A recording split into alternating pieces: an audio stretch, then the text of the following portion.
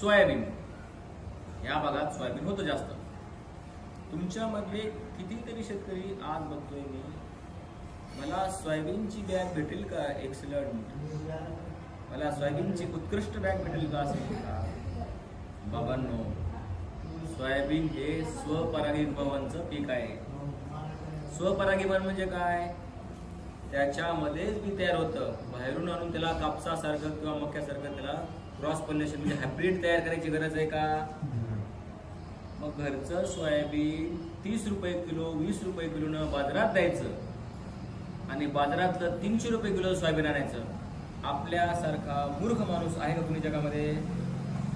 कुणी दिलं का मला सांगा. असं आहे का जगात कुठं. जगातलं मला सांगा, जगात कुठे फिरा, चप्पल काढा मला मारा, की असं आहे का की स्वतःच आपण 30 रुपये मोबाईल मी त्याला मला द्यायला 30 रुपयाला आणि 4-5 दिवसांनी आलोय आणि तुम्ही मला 3,000 मोबाईल द्यायला. काय चालू असं होतं का मोबाईल मध्ये. तर ते मोबाईल जर डुप्लिकेट घ्यायचा म्हणला, म्हणजे सिक्युरिटी घ्यायचा म्हणला, त्यानं घेऊन पुन्हा आपल्याला हे करतो. पण आपण शेतकरीच करतो ना असं.